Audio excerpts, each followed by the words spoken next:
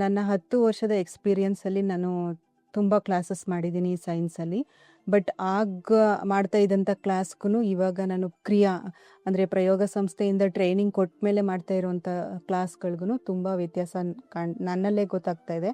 ಅಂದರೆ ಕೆಲವೊಂದು ವಿಚಾರಗಳು ನನಗೆ ಗೊತ್ತಿಲ್ಲದೆ ಇರೋ ವಿಚಾರಗಳು ಕೂಡ ನನಗೆ ತಿಳ್ಕೊಳ್ಳೋದಕ್ಕೆ ಈ ಟ್ರೈನಿಂಗು ತುಂಬ ಸಹಾಯ ಮಾಡ್ತು.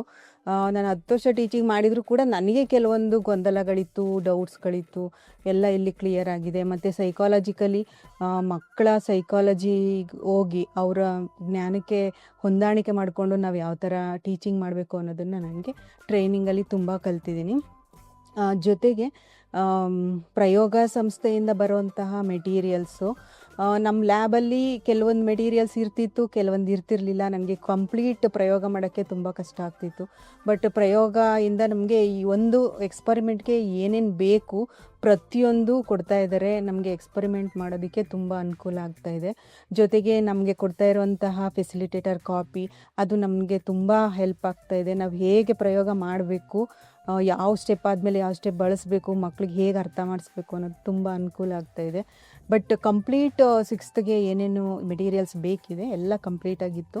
ಮತ್ತು ಏನು ಖಾಲಿ ಆಗಿತ್ತು 6th ಅದು ಕೂಡ ಮತ್ತೆ ರೀಪ್ಲೇಸ್ ಮಾಡಿದ್ದಾರೆ. 7th ಒಂದು ಲ್ಯಾಬ್ ಸ್ಟೇಷನ್ಸ್ ಕೊಟ್ಟಿದ್ದಾರೆ, ಅಲ್ಲಿ ಕಂಪ್ಲೀಟ್ ಮೆಟೀರಿಯಲ್ಸ್ ಇದೆ.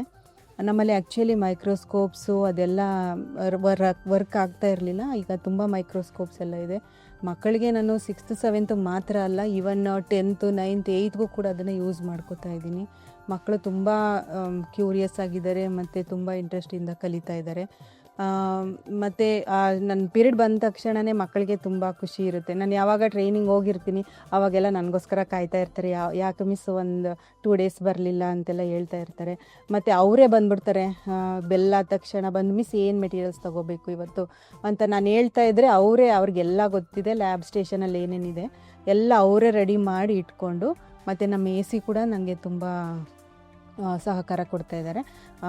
ಅವರಿಂದ ನನಗೆ ತುಂಬ ಯೂಸ್ ಆಗ್ತಾಯಿದೆ. ಅಂದರೆ ನಾವೆಲ್ಲ ಸೇರಿಕೊಂಡು ಕ್ಲಾಸ್ನ ಮಾಡ್ತೀವಿ. ಕ್ಲಾಸ್ ಆದಮೇಲೆ ಫೀಡ್ಬ್ಯಾಕ್ ಕೂಡ ಅಷ್ಟೇ, ಮಕ್ಕಳು ತುಂಬ ಚೆನ್ನಾಗಿ ಆನ್ಸರ್ಸ್ ಮಾಡ್ತಾಯಿದ್ದಾರೆ. ಈವನ್ ನಮಗೆ 6th ಇದ್ದಂಥ ಮಕ್ಕಳಿಗೆ 7th ಬಂದಿದ್ದಾರೆ. ಅವರು 10th ಏನು ನಾಲೆಜ್ ಗೇನ್ ಮಾಡಬೇಕೋ ಆಲ್ರೆಡಿ ತೊಗೊಬಿಟ್ಟಿದ್ದಾರೆ. ಯಾಕಂದರೆ 10th ಕೂಡ ಇದೇ ಸಿಲೆಬಸ್ ಇದೆ.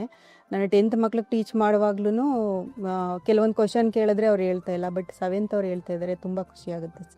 ಸರ್ ಕರುಣಾ ಮೇಡಮ್ದು ಸೈಕಾಲಜಿ, ಆ್ಯಕ್ಚುಲಿ ನಮಗೆ ಸೈಕಾಲಜಿ BEdಲ್ಲಿ ಓದಿದ್ದು ನಮಗೆ ಅಷ್ಟೊಂದು ಮರ್ತು ಬಿಟ್ಟಿರ್ತೀವಿ. ಬಟ್ ಇವಾಗ ನಾವು ಮತ್ತೆ ಸೈಕಾಲಜಿ ರಿವೈಸ್ ಮಾಡ್ದಂಗೆ ಆಗ್ತಾಯಿದೆ.